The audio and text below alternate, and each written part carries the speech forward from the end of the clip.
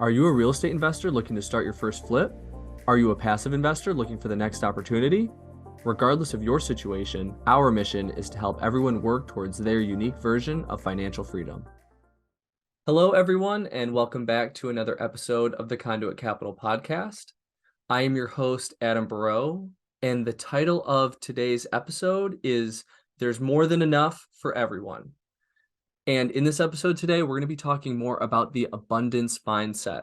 So, if you're an avid reader like I am, you may have come across several books that have mentioned something along the lines of either an abundance mindset or a scarcity mindset. And this kind of came to me when I was working one day because in the investment world, there's a lot of talk about scarcity versus abundance, and especially in the real estate industry with how real estate is a tangible asset and properties come and go. And I'm sure if you've been in real estate long enough, you've felt the pain of having a dream investment property that you're interested in only to be outbid at the last second by another buyer. So definitely hurts a lot, and real estate investors in particular tend to deal with that the abundance versus scarcity mindset more than maybe some other industries. But before we get into talking about that, I first wanted to discuss what is an abundance mindset. So I did some research into this topic, and I didn't know that this person actually coined the term, but I heard it in their book. The term abundance mindset was actually coined by Stephen Covey, who wrote the book Seven Habits of Highly Effective People, which, if you haven't read that before, I highly recommend it. It's a really good book and kind of the foundation for a lot of other self-improvement books that are out there. I think it covers a lot of topics on a on a general level that are really helpful for someone who's just getting into that type of nonfiction book. So highly recommend it. And I have a quote here that I want to share from the book that I think really captures the essence of what we do here at Conduit Capital and potentially what you as an investor should look for in anything you're investing in, because this is certainly a mindset that I look for personally in the different investments that I decide to do on my own. So the quote is this: people with a scarcity mindset tend to see everything in terms of win-lose. There is only so much, and if someone else has it, that means that there will be less for me. The more principle-centered we become, the more we develop an abundance mindset mentality, the more we are genuinely happy for the successes, well-being, achievements, recognition, and good fortune of other people. We believe their successes adds to, rather than detracts from, our lives.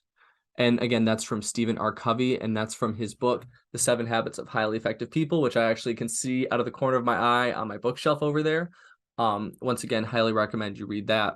Now, the reason this struck a chord with me was because Conduit Capital really operates in this space. So not only are we working with investors in our fund who we try to create double-digit passive returns for, we also work with borrowers who are trying to take steps toward financial freedom by buying and flipping properties or growing their rental portfolios. So in all of our relationships, whether on the lender side or on the borrower side, we want to create a win-win situation for everyone. And in fact, it's a win-win-win. So if our borrowers win by selling a house for a killer profit, then our investors win by receiving their double-digit returns. And then Conduit Capital is also able to win because we're able to collect on fees for funding the loan. So we really like to operate with that abundance mentality, and it's kind of based off of our principles as a company and the core values that we established right when we started up business. Which, if you aren't aware of what our core values are, we do have other podcasts where we talk about those. So I highly recommend you go back and watch those, because the basis of everything we do really does stem from those core values. And the idea of an abundance mentality really piggybacks well off of the core values that we've established. So in all of the deals we do, we want there to be a win-win-win for everyone involved.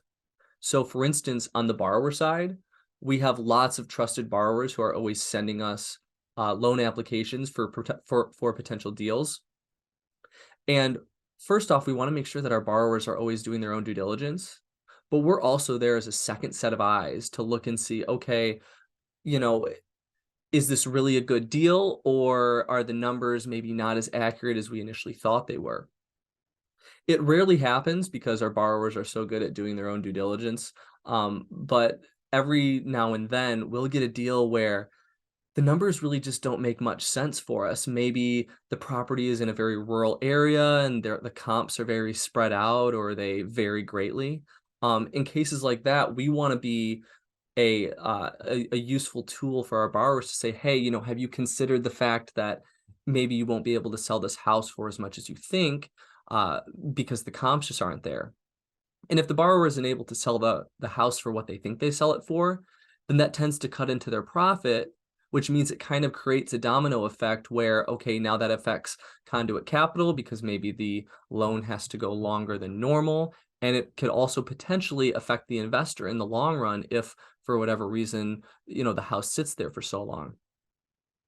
So in cases like that, we want to be, like I said, a resource to the borrower and a second pair of eyes to kind of uh, communicate back and forth what we're thinking with the deal and how we see the deal going. And then on the investor side, with the abundance mentality, our idea with our investors is to really not withhold any information about the deals that we're investing in. We believe that you know, the more the merrier when it's more the merrier when it comes to real estate. So we're happy to share what we look into when we're looking into deals or the current deals that we have going on right now.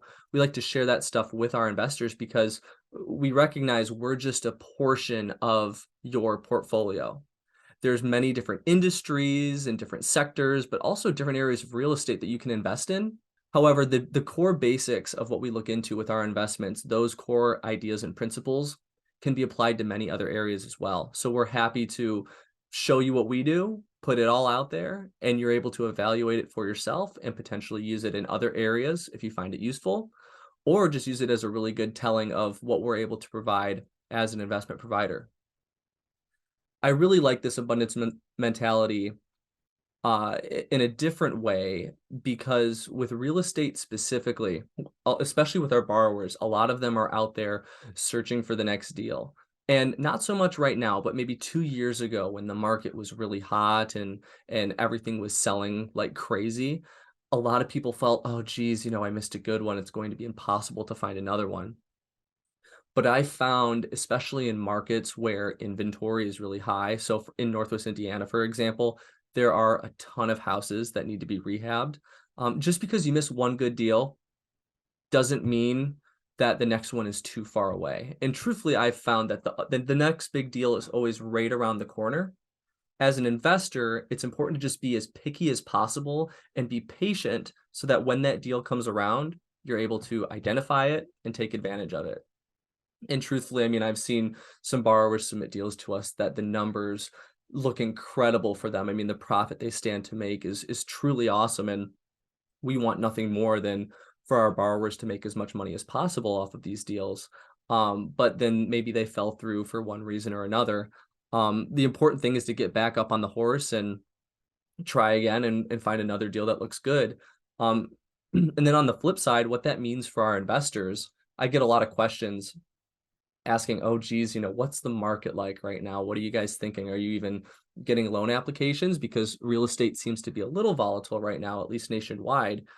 And what I always tell people is, even in times when the market isn't that great, there are still good deals out there. And trust me, the deals that we're funding right now are good deals.